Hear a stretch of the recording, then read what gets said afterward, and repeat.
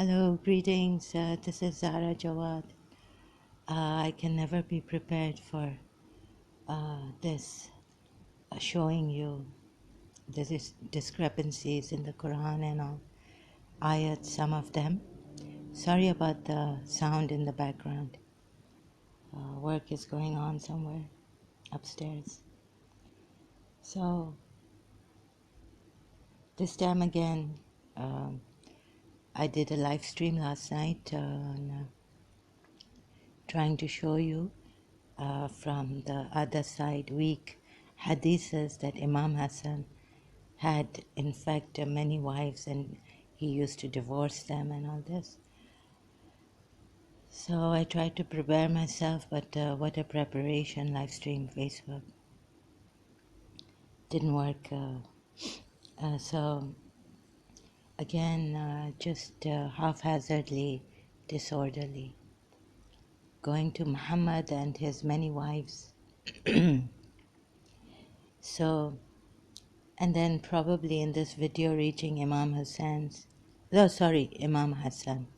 Hassan, the eldest son of Ali and the eldest grandson of Muhammad, Prophet Muhammad, as he was called.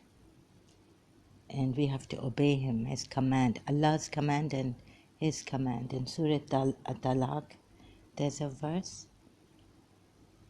that he will take us out of darkness into light if we obey him and, do our duty as to his command, his orders.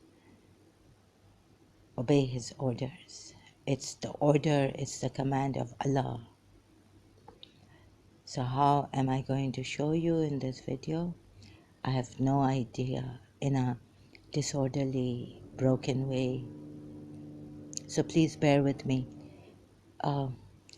So we can see from Surah Tahrim, the wives were under some duress, or he couldn't kill Aisha and Hafsa, as we are told in the Sunni hadiths, that he killed an old woman and all this.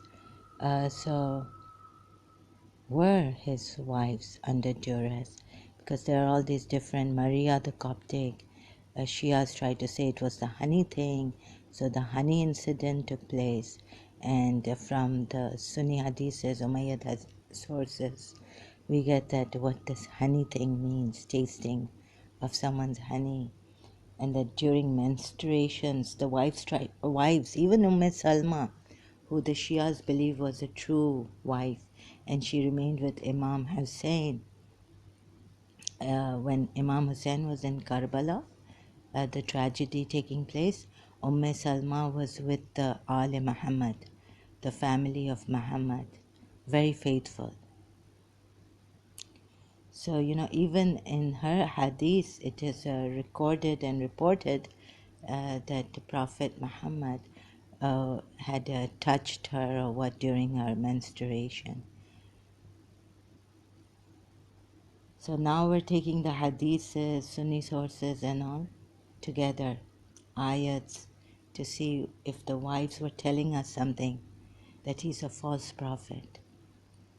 So Dr. David Wood does say that it is obvious that Muhammad was a false prophet in one of his videos, or many of his videos about Islam and Prophet Muhammad, this prophet.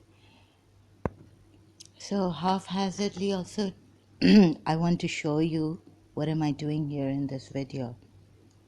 I want to show you that the Shia pattern of thought and how they defend Imam Hassan.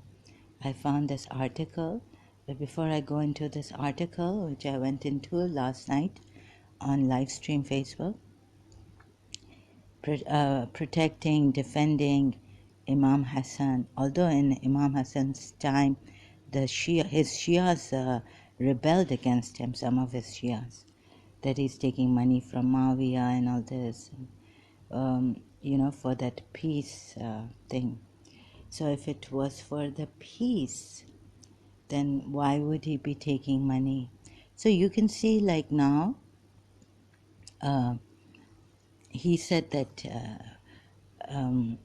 I, like with Mawia now, let's again revive the peace. So for the perhaps the sake of the community, for the Muslims and all this. But in Surah Mumtahana, we see that there should be no peace with them. There's animosity and hatred. So the Shia, also the intellectual Shia, we thought was such a high, divine, a way of, it was the Imams had taught us to be, our intelligence to go to such heights and the reason to go to such heights falters here. So we have to be careful for the future generations. For example, like for me, it's been very hard to look at this and to see how our minds were dulled and reasoning was distorted in order to protect these false imams and the Prophet Muhammad through such reason, the Shia way. So it curbs our intelligence. It has been curbing our intelligence to such low heights and making it look like, it's the highest reason, highest way to defend Prophet Muhammad and his progeny from his enemies who were after him. And another thing is that, children, as we grow up, we see hypocrisy even in the Shias. So that's also not good for, for what do you call it, psychologically. It's very, very devastating, shocking to see hypocrisy in our people, in the Shias, in our society, Shia community, and all this. So it is for this sake and the truth's sake also. Like, how do you see the truth? How do you find out? And for the sake of the welfare of the people, the Shias even, that I embarked upon this to expose Prophet Muhammad and his Al progeny. Because his Al, then, what we have is the Imams of Ahl Bayt and misguiding people, that I can see they have been misguiding people. So, not a good, sorry, can't be perfect in this, trying to explain myself, why I'm doing this. I hope you are intelligent enough to understand, right, my broken explanations. So, going through this now, it's very hard for me, even now, and I don't even want to touch this at times. So, but I have to get myself out of the shock again and again, shock acceptance that he was a terrible man, Prophet Muhammad, and his progeny was misguiding us. Where the idol worshippers were saying love, out of love we're taking these idols or whoever we're associating with Allah or besides Allah, and it can't even be besides Allah. Because how can it be besides Allah when authority is given, right, to them? They feel that authority came down to them through their forefathers. They've done something. They found something in their meditations and all this. They had their own revelations, their style of revelations. And Muhammad here is saying, no, I have sole authority by Allah. I have been given this book, these revelations, not the book, but the revelations, and which was compiled in a book by Osman bin Affan. And burning of the books, Quran books, by Uthman bin Affan and preserving Hafsa's book only, Quran only. However, where is that Quran which Imam Ali's, this progeny, Prophet Muhammad's progeny, which was with Imam Ali, where is that book, right? We don't have that book. So there's contention, and maybe the Shias don't even believe that Uthman bin Affan burnt and saved only Hafsa's Quran, right? So this is another thing.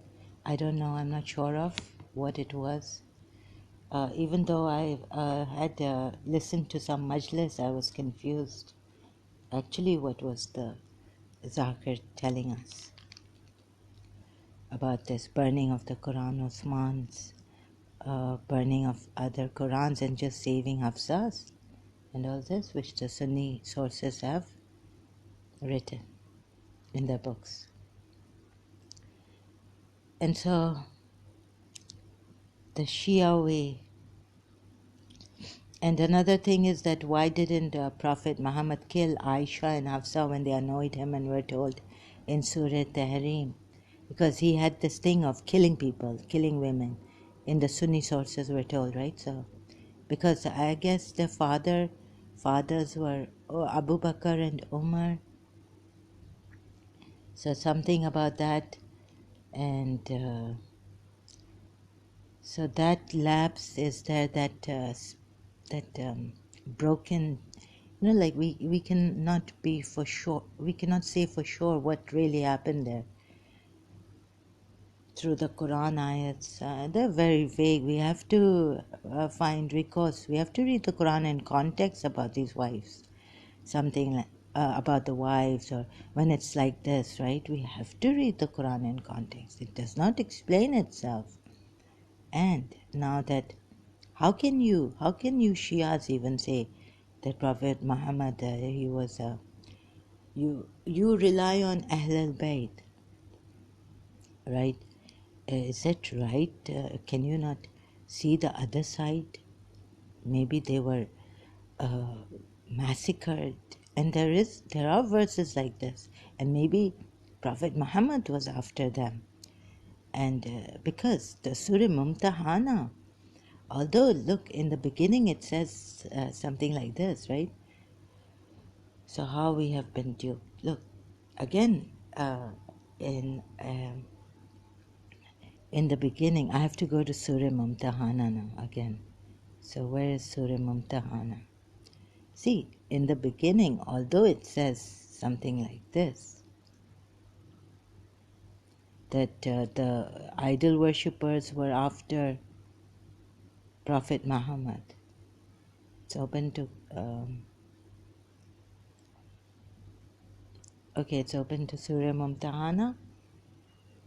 See, why was this way not taken by the Shias also? This way of research seems like both of Sunni and Shia's lopsided research. Oh, you have believed. Do not take my enemies and your enemies as allies, extending to them affection while they have disbelieved in what came to you of the truth. This sounds like it's the Quran verses are talking to Abu Bakr and Umar, the Sahabas, taken by the Sunnis as the first and second rightful guided caliphs. Disbelieved in what came to you of the truth, having driven out the Prophet and yourselves, only because you believe in Allah, your Lord. If you have come out for jihad in my cause and seeking means to my approval, you confide to them affection, but I am most knowing of what you have concealed and what you have declared. So about the soundness of the way, Sahih International, the translation is the last part of the verse, of Surah Mumtahana, the first verse, but the last part of the first verse. And whoever does it among you has certainly strayed from the soundness of the way. Soundness of the way. So will you find the soundness of the way? By following this Prophet. If he turns out to be, and I've been, isn't it enough proof? But we will go on. We will go on. Now I'm on Imam Hassan, and I'll come to that. But just to briefly go through this. There has already been for you an excellent pattern in Abraham and those with him. Who's teaching you to hate? When they said to their people, indeed we are disassociated from you and from whatever you worship other than Allah. We have denied you. So please be other than Allah, what you worship other than Allah, what are they worshipping? The temporary life? Other than Allah they are worshipping, or with Allah, along with Allah? Please make it clear. What are you trying to say? Other than Allah or besides Allah, the same thing. But along with Allah, okay, they say nothing can be along with Allah, but we worship these besides Allah, other things. They are signs of Allah. You sent a messenger about Allah, and you've asked us to worship him. In the Quran, it's there. Just not direct perhaps, but there is a Quran ayat, Surah Fat, which is very direct. You have to glorify, and glorifying, even if you put there Allah, it's the same thing. Glorifying Muhammad, honoring Muhammad, assisting Muhammad is equal to glorifying Allah. Night, morning and night. And we have denied you, and there has appeared between us and you animosity and hatred. Please see this. Forever, until you believe in Allah alone. So who started the animosity and hatred? This monotheistic religion, Abraham and his people, we are told in the Quran. But that may not be so in the Bible, whatever it is, or in the Jewish scriptures. But here, we are told that Abraham and his people, and you have an excellent pattern in them, so animosity is created, right? Is this the way? Is this your logic? Is this your way to follow this prophet who has told us about Abraham now and his people? Excellent pattern. Meaning you disassociate, okay, you disassociate, you deny them, but between us and you, animosity and hatred forever until you believe in Allah alone. So then why did, maybe the Shias of Imam Hassan realized at that time, I don't know, but we are told there were some rebel Shias from among his party, Imam Hassan's Shia, who rebelled. Now taking this verse, there's an excellent pattern already been, there has been, and now this one. So then why did Imam Hassan do a peace treaty with Muawiyah, have a peace treaty? And this one also, so just reminding myself also that I keep forgetting, verse 5, our Lord, make us not objects of torment for the disbelievers and forgive us. It's like these people are so scared. You see the psychology of this ayat. Our Lord, make us not objects of torment for the disbelievers. And we are told like their sabr, the patient was, the atrocities against them were at the peak at that time. And their patience in Allah, they were so connected. I tried to get connected through them, and there was no way I could get connected. I couldn't find myself connected with Allah. And keep patience. So this prayer, our Lord, make us not objects of torment for the disbelievers. There has certainly been for you in them an excellent pattern. Again, verse 6 of Surah Mumtahana. For anyone whose hope is in Allah and the last day. So this is and whoever turns away, then indeed Allah is the free of need, the praiseworthy. Okay, so we come here now, verse 7 of Surah Mumtahana. Perhaps Allah will put between you and those to whom you have been enemies, among them, affection. And Allah is competent, and Allah is forgiving and merciful. So the Shias will apply this for Imam Hassan and Muawiyah, the peace treaty. It is going on like this.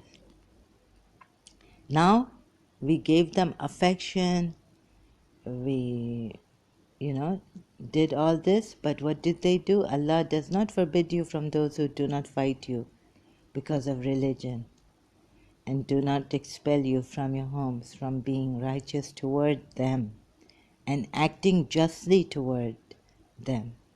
So Muawiyah with Imam Hassan, and how many wars has Imam Ali had with Muawiyah, and disagreements and letters sent to him? Many. They had never reconciled Imam Ali and Muawiyah. Never. So would it be right to apply this verse to Imam Hassan?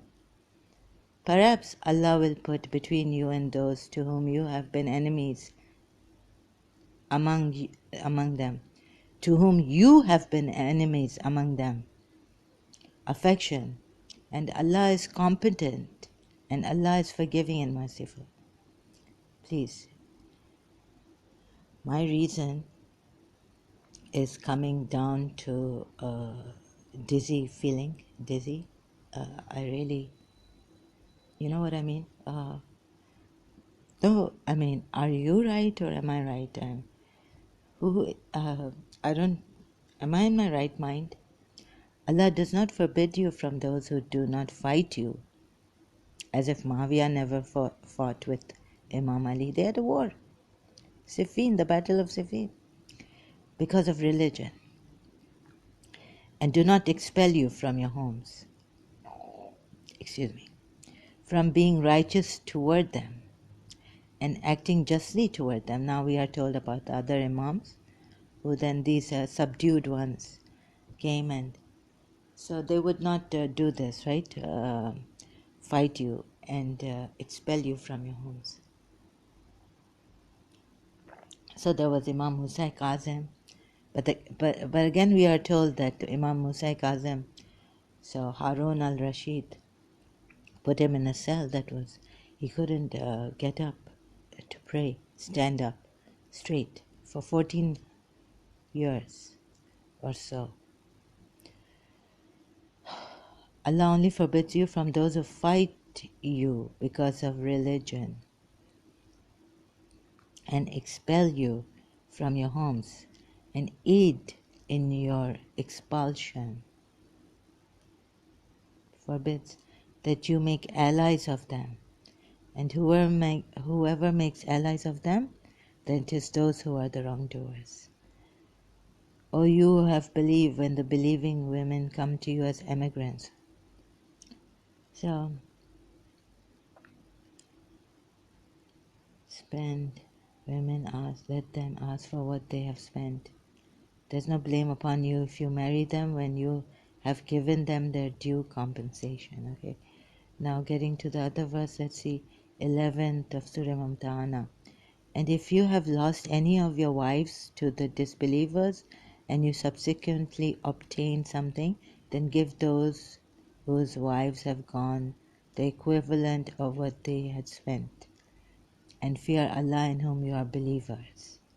O Prophet, when the believing women come to you, pledging to you that they will not associate anything with Allah but you,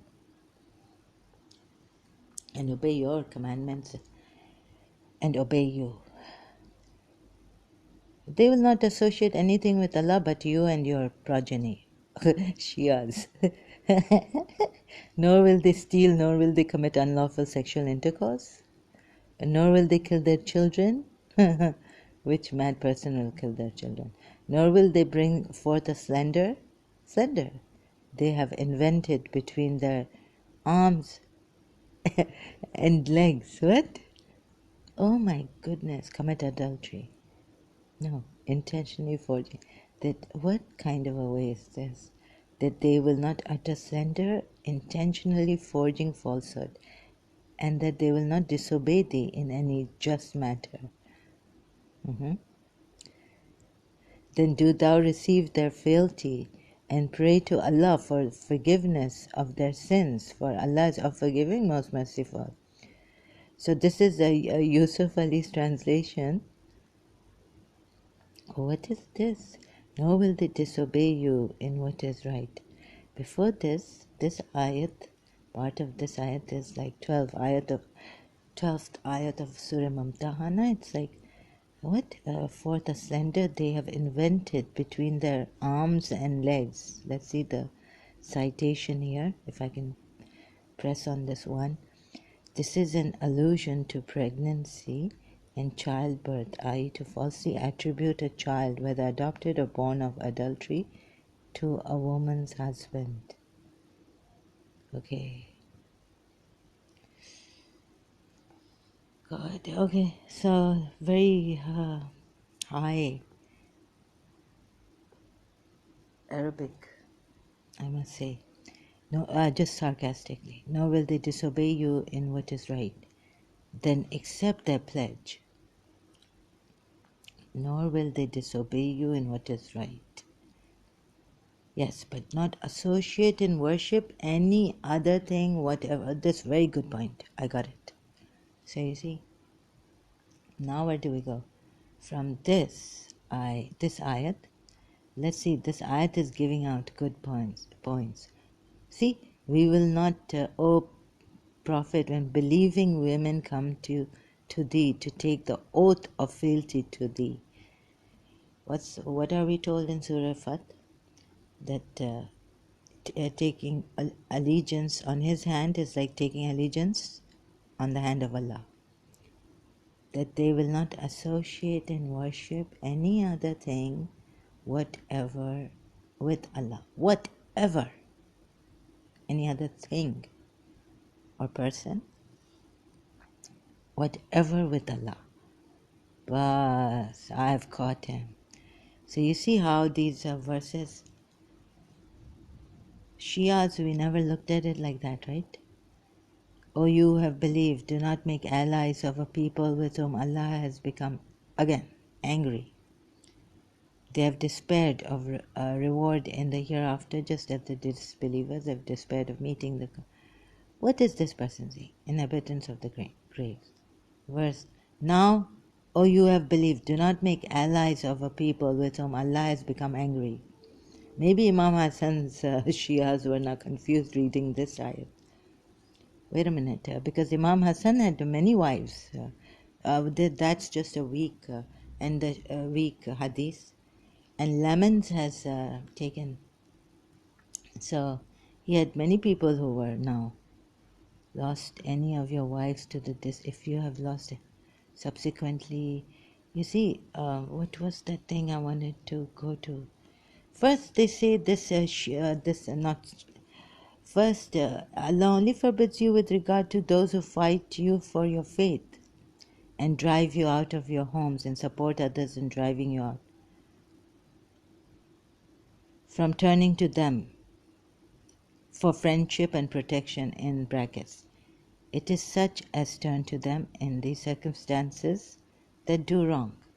So it is not, if they don't fight you about religion, you can have friends with them, you can keep them friends as long as you keep religion out of it. So there is this thing of keeping religion out, and if they don't fight you, they don't expel you from their homes, then you can have friends with such people, right? But again, in which of verse is it? Surah Mumtahana verse. And if you have lost, no, I think it's verse, oh, you have believed. 13. Do not make allies of a people with whom Allah has become angry. Okay. They have despaired. Now Allah, okay. So, oh, you who believe, turn not for friendship to people on whom is the wrath of Allah, of the hereafter. They are already in despair, just as the unbelievers are in despair about those buried in graves. Because but now they don't have a life, so he's compared it to the unbelievers. You know, atheists, it's like saying, oh yes, that if my mother is an unbeliever and I'm an atheist, I've despaired of her afterlife, if there was any afterlife after this. So this is a comparison like this. But if this true Allah is saying it, we would not get hurt, because it's the truth. And the truth I want to speak to you about and expose the liars and the lies. So for the sake of the truth, I will carry on. Perhaps Allah will put between you and those to whom you have been enemies, among them affection. And Allah is competent. So if Imam Hassan, not take the Sunni Shia sources right now, just my guesswork, that if Imam Hassan, now Imam Hassan was greater, like such a great, that after his father's staunch enemy, greatest enemy, Muawiyah, he made peace with. So this is the wisdom of Allah, we see. Perhaps Allah will put between you and those to whom you have been enemies among them. But then Muawiyah remained a caliph still. And Imam Hassan, what happened to Imam Hassan? We'll read. Now what I'll do is take the Imam Hassan's life. What happened to Imam Hassan? Did Muawiyah allow Imam Hassan to remain the Imam? Let's see. Well, I can read this word by word Wikipedia.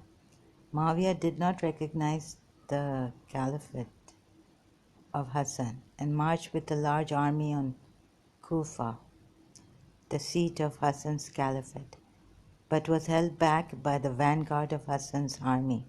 Hassan's military response to Muawiyah, however, suffered defections in large numbers, in part facilitated by military commanders and tribal chiefs who had been swayed to Muawiyah's side by promises and offers of money.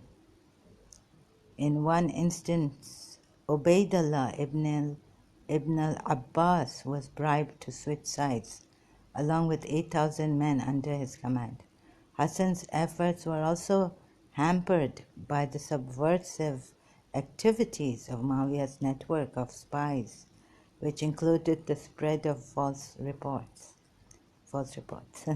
Al-Yaqubi has recorded Hassan's address to Iraqi nobles, in which he reproached the lukewarm support and the fickle-mindedness of his troops, echoing the speeches of Ali. So according to Jafri, these circumstances compelled Hassan to avoid war with Muawiyah. See? For his part, now the Ali Muhammad are weakening. For his part, the latter was also eager to conquer Iraq without an all-out war. On the other hand, Hassan's decision seems to have turned those supporters with Kharijite tendencies against him, as evidenced by the looting of his military pavilion in Al-Madain and the failed attempt on his life by the Kharijite sympathizer Abdul Rahman ibn Abd Allah ibn Ja'al al-Azdi, which left Hassan badly wounded. Muawiyah had earlier proposed that he would appoint Hassan as his successor and financially compensate him in return for his abdication to leave the caliphate. A wounded Hassan now signaled his willingness to make peace on the condition that Muawiyah would ensure the safety of the people. Yes. What I mean to say is, yes, the people are very safe. Not to worry. Without your grandfather's religion and your misguidance, his Ahl Bayt and Imams of the Ahl Bayt. I tell you, so he had to abdicate caliphate, and he received this amount. So was Muawiyah married to a Christian? Because you see what Rasulullah did to the Christians of Najran?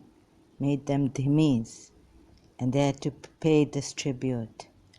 So now one lady who Muawiyah married and had a son, Yazid, from this lady, she was a Christian lady, we are told. Let's see, just to make sure, I'm going to recheck. Yes, Wikipedia.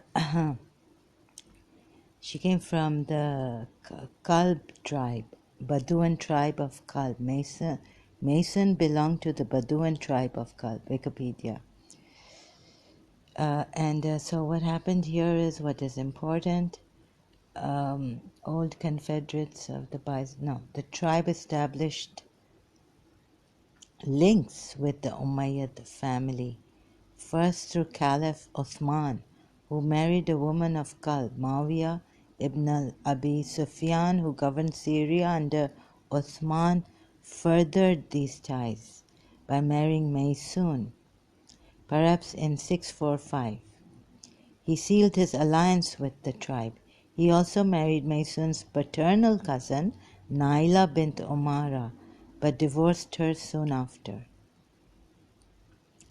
The Kalb and the family of Bahdal had been Christians at the time of the conquest, and it is not known if Maysun remained Christian following her marriage to Muawiyah.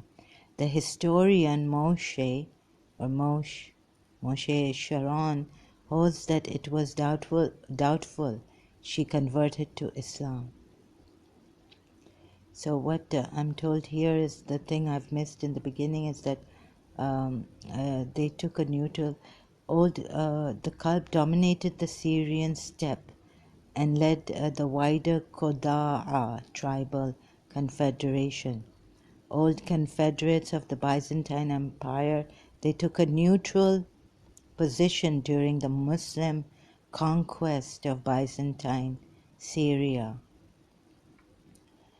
The tribe established links with the Umayyad family, first through Caliph Uthman, who married a woman of the Kalb. Muawiyah ibn Abi Sufyan, who governed Syria under Uthman, furthered these ties by marrying Maysun. Perhaps in 645, he sealed his alliance with the tribe. Why was he doing this? So, doubtful she converted to Islam. It's doubtful. So just reading a little bit about Maysun here and think, okay, she was most probably a Christian still when she married Muawiyah, and Yazid's mother, this was Yazid's mother, Maysun bint Bahdal. Okay? So all this, and you see this part, the Muslim conquest of Byzantine Syria. Meaning they really, I don't think the Umayyads wanted this, right? So they had alliance with these Christians. They had an alliance. was this Muhammad. You see, who was the culprit, who was this absolutist tyrant. So, coming to Imam Hassan later on. Okay, I took a break, and what I will do is continue later in another video. Thank you so much.